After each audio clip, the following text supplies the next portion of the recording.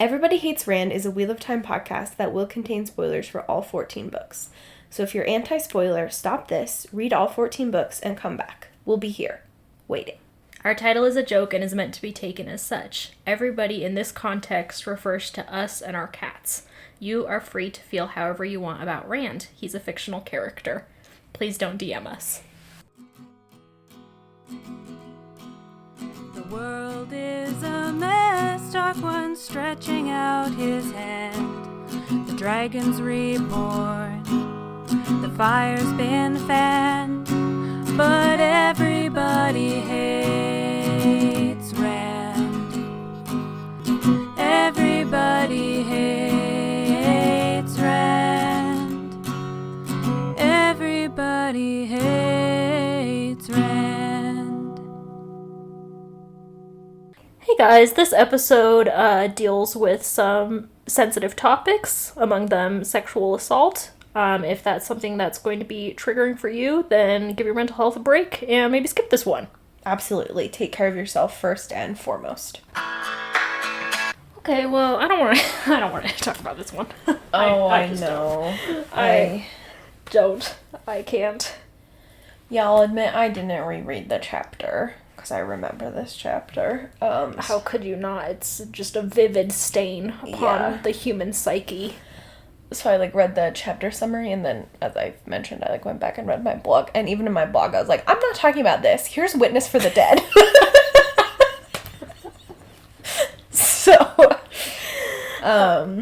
This is Everybody Hates Rand, your friendly neighborhood Wheel of Time podcast. Not so friendly at the moment. Not lately. You're feeling antagonistic Wheel of Time podcast. Downright hostile. Your downright hostile neighborhood Wheel of Time podcast. I'm Emily Jushaw. And I'm Sally Goodger. And what we're referring to is the rampant misogyny and sexual assault / harassment that's happening to Fail while she's a prisoner in Malden. Fail is not actually raped. And in fact, that word is never used, as though Robert Jordan is shying away from it. Yeah. But she has a near miss where a drunk man grabs her and physically carries her away, and it is heavily implied that he will rape her until she is quote-unquote rescued by the same guy who was the one who captured her in the first place. His name's Roland. Roland is like, oh yeah, obviously rape is wrong. Wow. However, I am following you, I'm stalking you, and I am making sexual advances toward you and making my interest clear, despite the fact that you are not in a position to consent enthusiastically. Yeah, or really to refuse. Yeah, or to refuse. Fail is a captive, which sort of immediately negates, any possibility of consensual sexual contact with anyone who is one of her captors. Yes, that is true. And that's a super important thing to know. But what I was referring to is that Fail is basically without this man's protection, whatever form that takes. Yes, yeah. Things get much worse for me. Yeah. So it's not like she can say. I mean, she could. There's not always choices. Sometimes there are choices. But, if the choice is, be carried off by a drunk man and brutally raped, or let Roland make his advances towards me, which are not welcome, but quote-unquote gentler, Yeah, and then later in the chapter, either I, lay out in the cold, naked, and possibly freeze to death, or I allow Roland to touch me. Yeah. In an effort to warm up my body. Yeah.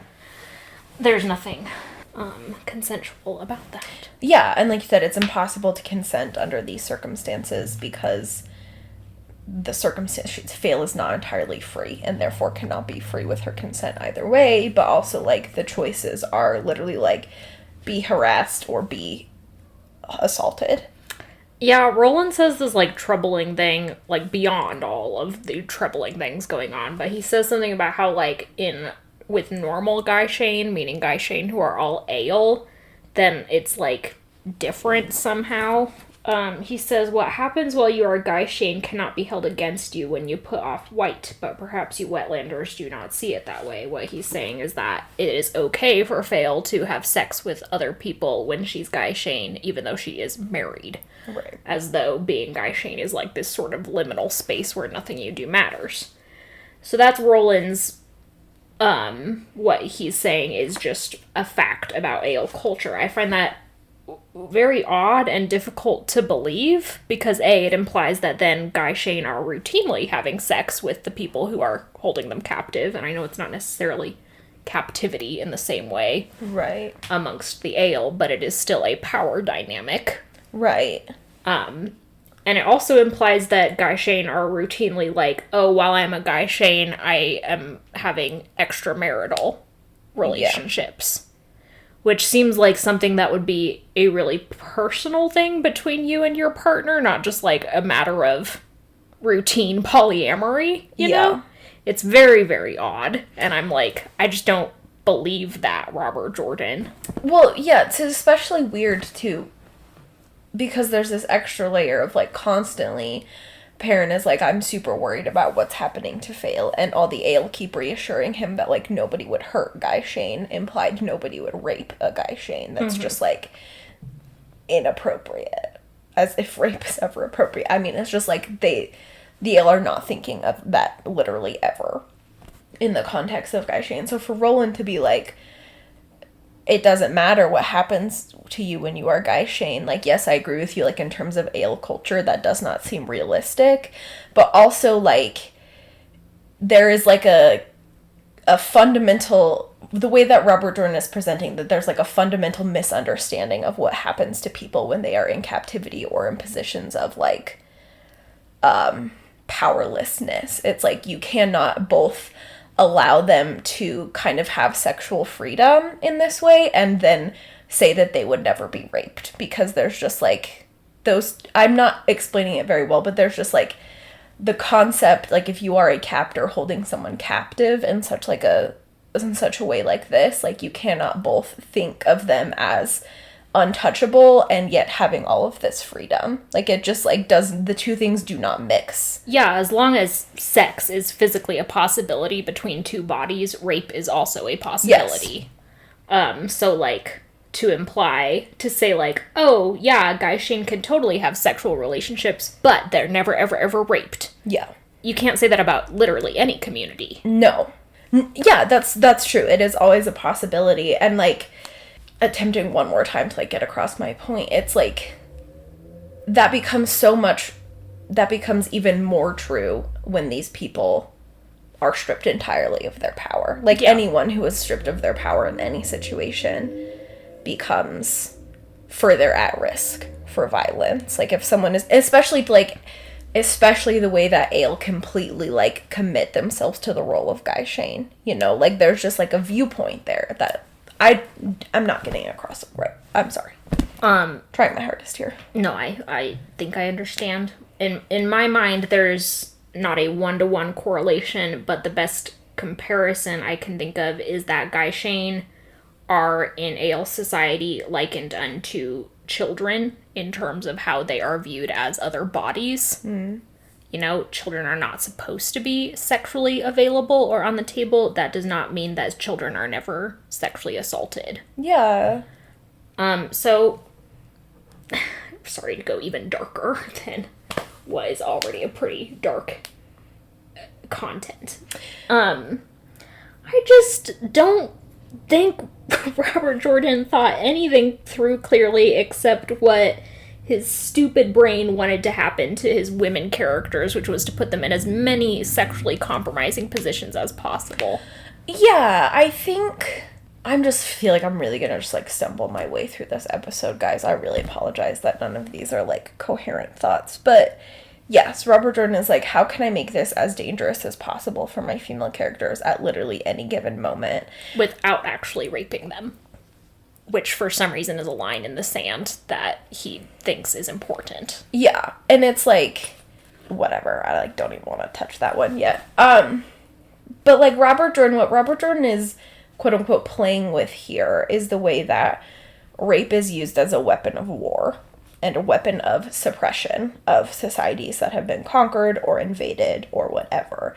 It is a very common thing for invading forces, occupying forces, armies passing through, whoever basically is going to any place with any form of like power and violence being used against the native population, for lack of a better word. Like, it is extremely common. It's extremely abhorrent, but it is extremely common for these soldiers, these forces, to use rape as a way to suppress these native populations, as a way to quote unquote punish these native populations. Like, the UN has a lot of documentation about the ways that this has been used, if you're interested in reading up more on it. But like, this is a legitimate real world thing that happens that has a lot of things going on, and Robert Jordan is just kind of like plopping it into the middle of this situation with, I think what I was trying to get at earlier is like not really a grasp on how this totally works, not really like a grasp on like what people are necessarily thinking, or maybe not like thinking consciously, but like the way that these invading forces are sometimes consciously or not consciously using this as a weapon. I don't think he has a full grasp on that and the way that it actually works. And he's also just like using it basically whenever he wants, to whatever degree that he wants to. And that's just like deeply irresponsible and misogynistic and insensitive. Right.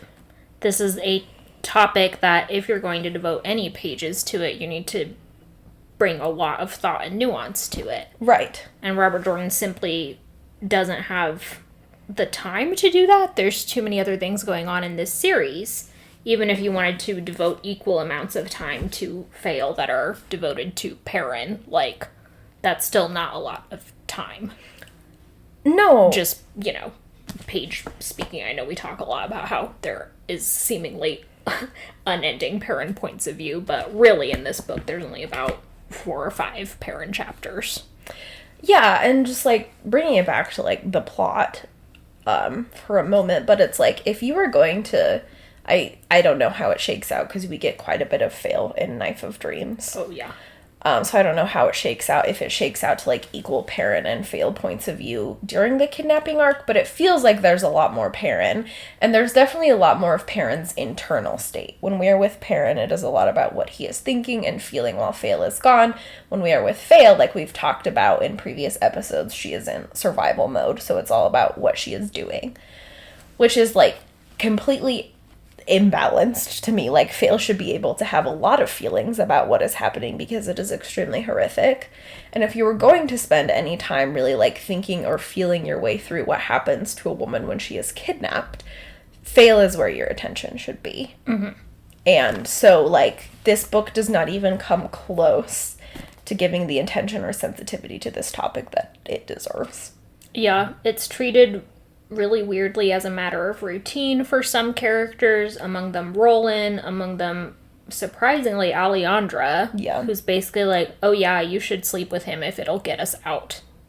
More or less, she says that explicitly to Fail, and it's like, you should, it's just this extremely weird, No, it's like a really tough topic to articulate around. It's like the last time we saw Alejandra, she was in the same position that Fail and everyone else were in, which was very recently kidnapped, in a state of shock, more or less, but already focusing on escape attempts and survival. Saying something like that to your fellow captive, something like, you should allow a man to rape you if that will get you out of here, that's like extreme bottom of the well thinking. That's real despair talking. Right. And it is very odd that we have taken Alejandra on such an emotional, like, drop with nothing in between. Right. And I think I just like don't know if Robert Jordan has an understanding of like what level of despair a woman, or any person, but like in this instance, Alejandra as a woman would have to be in to say something like that. Yeah. Like, I don't know if he understands like the depth of horror that sentiment conveys. I don't even think he understands fully that what Alejandra is suggesting to Fail is a matter of rape. Right. And not consensual sexual contact. I think what Robert Jordan is trying to put in Alejandra's mouth is her saying, like, you can cheat on your husband. Right. It doesn't matter. We're captives. You can cheat totally. Like, that's fine. Who cares? Which, okay, that I don't necessarily agree with that either. Right. I don't think Fail agrees with that either. But that's not what Alejandra is saying. And if you're reading it that way, then you're wrong. You can't imagine you're not bringing any empathy to the situation. Right. Which Robert Jordan clearly is not doing. Right. Robert Jordan finds it extraordinarily easy to write these situations without actually empathizing with his female characters. Right. Which is something that's slightly easier to do, I guess, if you're a male writer writing, but any writer should be able to empathize with any situation their character is in. Right. Just like that's basic stuff. Right. And it's like obvious that Robert Jordan knows he's writing a sensitive topic because he is not using the word rape. Yes. Because that's like such a trigger word, you know? Yeah. Be like, we're not going to say the big bad rape word because that's too intense. So it's like obvious that there's some awareness of what a sensitive topic this is. But I would argue it's actually more insensitive to not use that word and not recognize it for what it is. Yeah, he's trying to create a lot of gray space where there really isn't any. Right. And if you've listened to the We Don't Watch Outlander series where we were talking about Phoenix Extravagant, we talked a lot about kind of similar things, like what happens to sexuality under occupation. Mm-hmm. And like the way that can become more of a gray area. It's done much better in Phoenix Extravagant, like a lot of things are. So like, yes, there can be gray area. There can be. Robert Jordan is not presenting gray area because literally none of his female characters have literally any choice in any of these situations. In Phoenix Extravagant, that like gray area comes up because our main character is given the opportunity to like make some choices and still own some agency, you know? So he's trying to make it a complicated situation when it's not. Fail was almost raped. Roland is sexually harassing her and basically also threatening to rape her by when she says, I'm married and I love my husband. He's basically like, I don't give a shit about that. Which, that little exchange is so intriguing to me because Fail immediately catching on to the fact that Roland is hitting on her and saying, I have a husband, like, right away. That's such a classic, like, woman's defense mechanism against men hitting on them. Right. Even if it's a lie. Right. Because for whatever reason, men who hit on you in public, often the only thing that will deter them is the threat of another man getting involved. Right. Or the idea that you belong to another man already. Right. It's disturbing. In any fiction, in any reality, women should just be able to say, I'm not interested, and that's the end of it. Right. That is not the reality, and that is not what is being presented in this fiction. You have to rely on a man to get you out of a situation you don't want to be in. I don't even know if Robert Jordan understands how triggering it can be just to read that bare interaction. Mm-hmm. I would dare say that every woman has felt the breathless panic of being like, how do I stop this from going any further? Yep. How do I prevent this man from thinking I'm allowing this? How do I shut it down? Right. And always in the back of your mind thinking, what if I can't? Right. That's a horrifying thing that women just deal with on the daily. Yeah. And it's like Robert Jordan's just throwing it in there like, oh yeah, no big deal. No, I was so funny. I was literally thinking today of when I worked at, when I was interning at a museum in New York City. There was a man in the cafe who would like basically hold me captive, trying to ask me out on dates when I was like on my lunch break. And I was thinking about that, and I'm like, not that it matters what age it is, but I'm like, I'm 22 at my like first big New York City job, and this is happening to me just like in the workplace. Mm-hmm. And, like, there was nobody that you could really tell, because they would just be like, meh, it sucks. It's happened to literally every woman you know. Yep. Sorry, you can cut that out. That was irrelevant. But No. I was just thinking about it It's just today. a matter of routine. Yeah. And it's something is like a nightmare scenario constantly. Yes. I don't know. I just also think the way Robert Jordan treats this like a matter of routine is weird insofar as Roland's behavior is concerned at all. It's not odd for captors to sexually assault their captives. It is odd to do what Robert Jordan is presenting Roland as doing, which is empathizing with your captive. I think that's called Lima syndrome, which is the reverse of Stockholm syndrome. You know, like falling in love with your captive. Right. That's, like, not a standard protocol Right. in the captor-captive relationship. Right. So... Yeah, and like you said, like, it's not outside of the realm of possibility, but it is just, like, statistically way less likely. Much more common is the dehumanization of your captive. Right. And I think that's, like, dehumanization is a good word to kind of, like, circle back to what I was saying, is, like, you can't dehumanize the way you do with captives, the way they do with Guy Shane, to make them sort of less than. I think children is a good parallel, and children are also often dehumanized. You can't dehumanize someone and also say they have the agency to do whatever they want. Like, it just, like, Robert Jordan is presenting such conflicting things there. And, yeah, like, jumping... Okay, why would you just jump up here and bite Ed? That was so rude. Jumping from Fail's experience over to just, like, Roland and his whole thing. His whole deal. His whole deal is, it's just like so much more and deeper racism from Robert Jordan on the front of, like, the way that the Ale are othered and basically racialized. We all know they are supposed to be white, but the way that they are racialized in this society to sort of be akin to Native Americans in particular, Arab tribes, like we've talked about in the past with their sort of, like, nomadic thing going on. For Robert Jordan to present this Ale character as one of our most, like, egregious sexual assaulters is just, like, feeding right into that narrative of men of color being so dangerous. Yeah. So, like, there's that going on, which is just, like, Jesus Christ, Robert, could you have not stumbled through the Malden plot without just, like, some of the most egregious things you've done in this series? Yeah. It almost would have been better to just not know what's going on with Fail. Right. Just, okay, whatever. If you're going to treat this like it's all Perrin's show, then treat it like it's Perrin's show. Right. Back off. Yeah, just, like, let it be a mystery, because it's super rancid.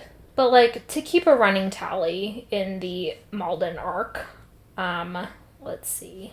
7 of our women characters were taken captive. Fail, Alejandra, Magdalene / Morgause, Lucille, Arella, Bane, and Chiad. Of those 7 female characters in this chapter alone, Fail is threatened with rape. She is then hogtied naked out in the cold overnight, which is a form of sadistic torture and in fact directly calls to mind bondage situations, only Fail is not consenting to this.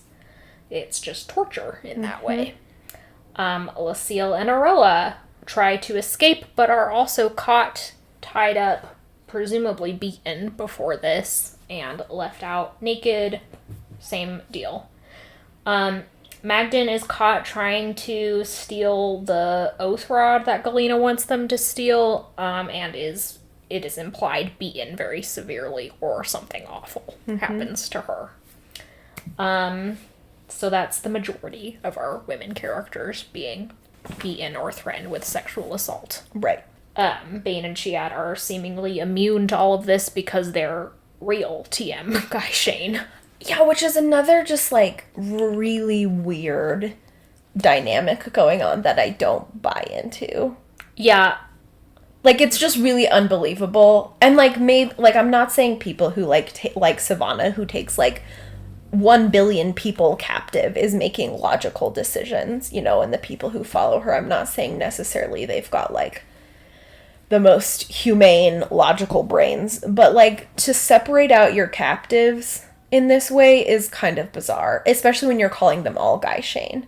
Like, it'd be one thing if it was like, these are the Guy Shane and these are the Wetlander prisoners, which is how people are thinking of them. But Savannah is being like, these are all of the Guy Shane. I don't know. It's just weird to me. It's something I just don't necessarily buy into. Yeah, the separation is sort of a, like, internal separation. Right. But it's all implicit rather than explicit, you know? Right. Fail is like, no one is saying these things, but it is very obvious that the Wetlander Guy Shane are treated differently than Ale Guy Shane. Right. And, you know, vice versa, the Ale Guy Shane behave differently than Wetlander Guy Shane. Right, and maybe I just still don't have, like, enough of a, like, I haven't really cracked the nut of ale culture enough, because it's still kind of obscure, but it's, like, there isn't enough, like, I don't know, like, ethnic bias rolling around the camp at Malden for me to, like, really, like, explicit ethnic bias for me to just, like, buy into. I don't know, it just, like, feels really bizarre to me. Especially because a lot of the Guy Shane they are capturing are, like, from other clans, and the Shado have this, like, exceptionalism thing going on. It just feels to me like they should all be grouped together, but what the hell do I know? I find it really irritating that Bane and Chiad are the representatives of this, but I find it really irritating that all of the Ale Guy Shane are not doing their utmost to help the Wetlander Guy Shane escape. I think similarly to what we have going on with Perrin on the outside of this situation, where what Robert Jordan is doing is trying to funnel problem solving down to one drastic solution. In Perrin's case, making a deal with the Shanshin. And what Robert Jordan is doing is, to get to that, he's ignoring other creative problem-solving techniques. Similarly, with Fail, Robert Jordan is funneling down the women into just being in this hopeless situation where there's no possibility of them escaping or changing their situation in any way. In reality, there are lots of creative problem-solving techniques, maybe not on the extremely, you know, small end of the spectrum with just Fail and her 5 friends, you know? Right. They can't do much. But what we have in Malden is an extremely complicated situation with a lot of internal fracturing. You have the Shado, who are seemingly at each other's throats with the Wise Ones against Savannah. You have Roland's representative group, the quote-unquote brotherless, people who are with the Shado, it seems, not even really by choice. They don't seem to agree with what the Shado are doing. They're just here because they didn't want to go with the other people. Right. They didn't want to follow Rand. You have the Guy Shane, the Wetlander Guy Shane, but you also have the Ale Guy Shane, and all of this in the background, what's going on is that the Shado are doing war crimes, both in a way that Wetlanders understand and the Ale themselves understand. Right. You know, it's not like all of the Ale everywhere are like, no, yeah, this is fine.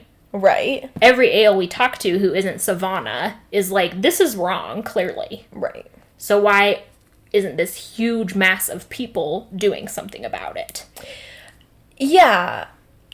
2 things real quick. I do want to say that, like, I understand that different groups of people being held captive can be treated differently by their captors. That's not like breaking news, you know. It's not like, again, not totally outside the realm of possibility for the Ale Guy Shane to be treated differently than the Wetlander Guy Shane. Like, that's, again, people are holding these internal biases, so it makes sense. It's just, like, not presented in a way that makes sense to me, is what I'm trying to say. And 2, I find, like you were saying, that was such an astute point, Emily, like, the choice by all of the Ale Guy Shane that have been held captive to abide by an honor code when someone is very obviously breaking that honor code and committing atrocities around you is absurd. Like, it does not uphold integrity for those characters. It makes them feel like really shitty people to me, and I don't want anything to do with Bane and Chiad after this, as far as I'm concerned. Like, you're just being really complicit in this because, like, it's okay to break your honor code to save people who have nothing to do with the honor code in general. So what Robert Jordan is doing with that illogical decision is forcing these women into a desperate situation, which allows him to play with the idea of, is Fail going to sleep with Roland or not? Yes. That's all that he's doing. He's taking away every other opportunity for her, taking away all of her allies, and funneling her into this really dangerous situation. For what? His own gratification? Yeah. Like, it's ridiculous. Yeah, Fail's funneled down to a absurd will they, won't they with her captor. Yeah. And Perrin is funneled down to a will they, won't they with the fascist invaders of the continent. Right. And it goes different ways for both of them, but what we are ultimately looking at is two very ethically improbable things, considering how many other options there are. Right. And that's what I'm saying, is if you allowed all of these options to be cultivated, then these are things that Perrin could be exploiting, and Farron, that's their couple name, Fail could be exploiting in tandem to change this situation. Right. Which would actually play really hard into Wheel of Time's supposed theme, which is that people can be doing separate things, but ultimately working toward the same end goal. Right. And making it all come together in the service of good, or the light. Right. So we could have here a sort of miniature tableau of, like, Fail starts a Guy Shane revolution. Hell yeah. All of the Shadows suddenly have to deal with the brotherless revolting, you know? Perrin, meanwhile, is doing all these, like, weird things with teleporting. Right. The Ashaman are unionizing. Right. We could have something really cool going on, but instead, here's what we're doing. Right. Yeah, it's just silly. It's just silly. It's just silly. And it's also really offensive and triggering. Like, I'm glad you brought that up with Fail having to be like, I have a husband? Yeah. In the hopes of, like, putting a man off of his advances. Like, the whole chapter from start to finish is so triggering. Like, deeply upsetting. And in the really big things, like being carried away. Mm-hmm. And with the threat of rape, to the very small things, like being like, this man literally will not leave me alone. None of my friends are empathetic. Alejandra just being like, da-da-da-da-da. Like, what? It's horrible. It's upsetting. And, like, to top it all off, like, if the abuse from the men throughout the camp is not enough, like Emily's referenced, Galena, I think, turns Phelan for, like, harboring a knife in her tent or something. Yeah, Tharava is, as we have also said, a predatory lesbian stereotype. Right. Where she is not even Galena is herself a predatory lesbian stereotype, as we've seen when she was in a position of power. Tharava is coded to be a predatory lesbian, or, like, someone who wants to enact BDSM fantasies on every unwilling subject in the area. Yeah. And yeah, just everyone is against each other. Fail talks about, like, how she gets a random woman is like, oh, I've noticed that you're trying to escape, so I will swear fealty to you, and da-da-da-da-da. I think this will lead to a bunch of people swearing fealty to Fail. Which is stupid that we have to frame a huge revolution in terms of, like, fealty. Yeah, it's very silly. Like, Fail references how she and Alejandra have been like, okay, while we're in captivity, we can't behave as though one of us is, you know, higher than the other. But then immediately we have a bunch of people swearing fealty to Fail as, like, this is the only way I can get protection. This is the only way I can join this group. Right. It's a really disheartening state of, you know, view of humanity. Yeah, it is very disheartening. And also, like, again, I will note the caveat that, like, my knowledge of concentration camps comes exclusively from my study of the Holocaust, but, like, a running theme throughout texts that depict concentration camps is, like, how everyone in that space is rendered to the same level. Like, you'll read these stories about, like, oh, I was this poor, like, I was a, you know, not wealthy, kind of like a middle-class person in my town, and next to me in the bunk is the extremely wealthy banker from the town, and also, like, the poorest person in the town, and we are all in the same situation, and we can't rely on these external identities to do anything for us in this prisoner's space. Mm-hmm. That is just like how these things tend to work. And so again, not saying that you have to be entirely authentic to what happened in the Holocaust, but if you are writing about what is a prisoner's camp, perhaps you should do a little research about how prisoner camps work. And just like let go of your insane obsession with fealty and monarchy, and like understand that it's okay for Fail to build actual relationships with people that are based on a similar goal, not. Yeah, I find that the whole fealty structure comes from a place of Robert Jordan enforcing individualism over community. And I think that's a running theme in the Malden prisoner subplot, which is counter to the overall theme that is meant to be presented by Wheel of Time, of it takes a community to defeat evil. Right. I don't even know anymore if that was what Robert Jordan was trying to say. I'm starting to think it wasn't, and he just sort of stumbled into it. But, like, it is becoming more and more highly disturbing to me that Fail, as someone who externally has a position of power, and Perrin, who also has a position of power outside of this situation, are not thinking about any of the other captives. Right. And I understand that, like, Fail, while she's in this situation, is solely focused on her own survival, as every person would be. Yeah, absolutely. But she is also thinking about, like, okay, well, I have this group, that I have to get out all of us. Right. And it's like, okay, why isn't your imagination sort of ever sparking on the idea of, like, what about all of these people? What am I going to say to Perrin when I get out of this, assuming I do get out of this? What, are we going to go back for all of these people? Right. Like, the only way, like, spoiler alert, jumping ahead, but, like, Fail only seems to acknowledge the hundreds of thousands of people in this camp when the situation turns to such that Perrin has brought a massive army to liberate this camp. And she's like, oh, suddenly perhaps I have the means to help all of these people. Which is, like, at least she's acknowledging it, not Perrin, but it's just, like, frustrating that it only gets to that point when we are given the tools of the Shanshan. Yeah, I know it's a little bit, like, internal biases for me to bring it up primarily when we're in a Fail chapter. I am, to be clear, more irritated at Perrin. Yeah, no, sorry, I just wanted to, like, clarify for posterity's sake as we move through this discussion. But you're totally right. Like, Perrin is like, I don't give a shit about literally anybody. I'm currently the worst man you've ever met. And I will continue to be for the indefinite future. Me and Roland are running in a competition for least likable man in the entire series, and boy, do we have some stiff competition over here. It's Mazrim Tem. Yeah. And it's like, how are you, Perrin, who's supposed to be our gentle character, in competition with a serial harasser, possible rapist, and a cult leader who is definitely Demandred but doesn't end up being one of the Forsaken. Not to mention other cult leader Massima. Massima, who's mass like murderer. Across the street.